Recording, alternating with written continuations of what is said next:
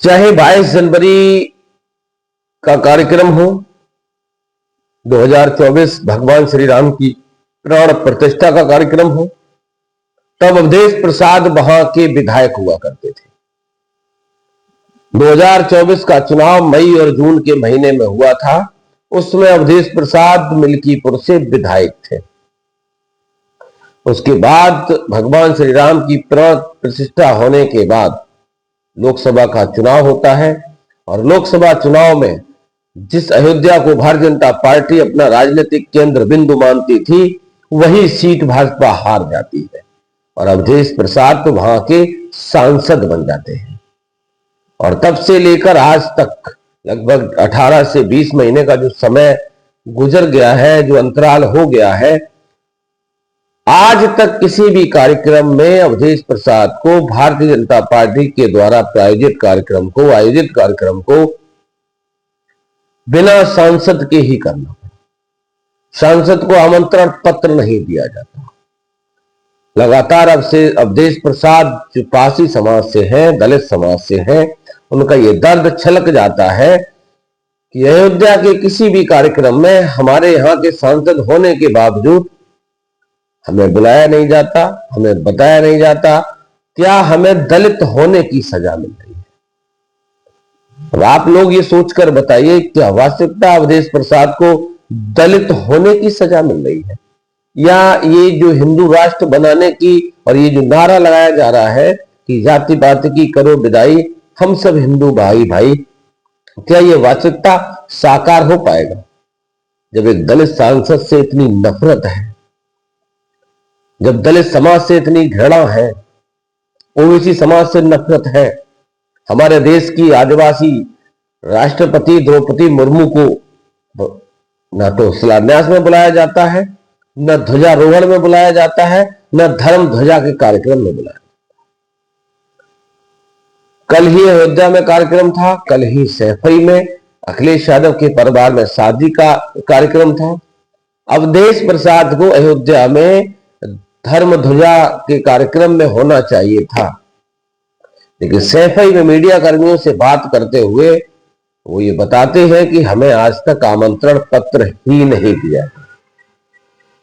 अब इन सब बारे में आप लोग क्या सोचते हैं? क्योंकि धीरेन्द्र शास्त्री की अगर बात करो तो वो अलग अपना यात्रा निकाल रहा है, जाति पात की करो विदाई, हम सब हिंदू भाई भाई।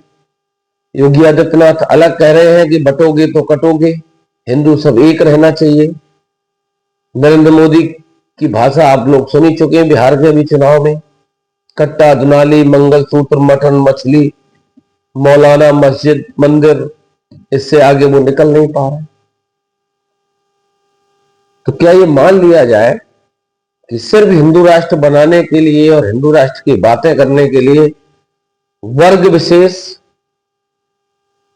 जाति विशेष और जिनका धर्म और जाति पे एक छत्र एकाधिकार है, उनके लिए ही हिंदू राष्ट्र की परिकल्पना साकार होने वाली है?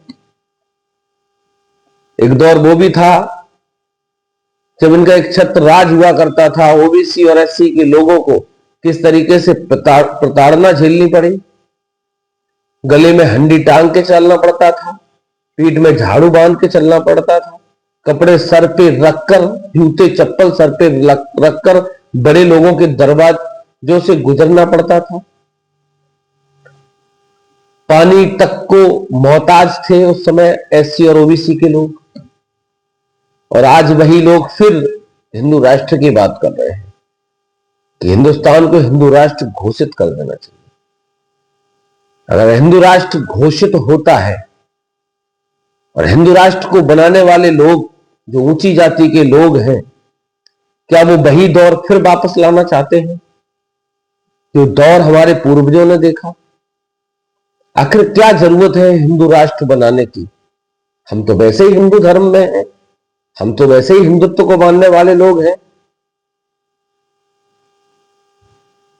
जो देश मुसलमान परस्त हैं, क्या कभी उन्होंने ये कहा कि मुसलमान राष्ट्र घोषित हो जाना चाहिए?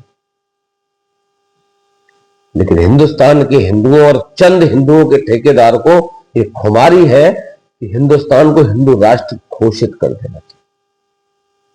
वो संविधान को नहीं मानते, बाबा साहब भीमराव अंबेडकर के बनाए हुए संविधान को नहीं मानते। वो मनुस्मृति वाले लोग, और मनुस्मृति कुछ इन लोगों ने नहीं पढ़ा है, हालांकि मैंने भी बहुत बारीकी से नहीं पढ़ा, लेकिन कुछ चीजें ऐसी हमने पढ़ी हैं कि मनुस्मृति में किस तरीके से इंसानियत को कुचला जाता है, उसमें बहुत सारी चीजें एक बार आप पढ़ के देखिए। संविधान में समानता और समता, समाजवाद की बात कही गई, वही मनुस्मृति में बांटने की, विभाजन की, उत्पीड़न की, प्रताड़ना की। तो ये कैसे लोग हैं जो हिंदू राष्ट्र बनाने की ओर अग्रसर हैं, और आखिर क्यों? अपनी बहन बेटियों को मुसलमानों के घर ब्याहने वाले लोग हिंदू राष्ट्र बनाने के लिए एड़ी चोटी का जोर लगाए हैं। धीरेन्द्र शास्त्री बागेश्वर धाम से मथुरा तक, वृंदावन तक यात्रा कर रहा है और नारा दे रहा है कि जाति पाति की करो विदाई, हम सब हिंदू भाई भाई। बने रहिए। आप लोग क्या मानते हैं कमेंट में बताइए।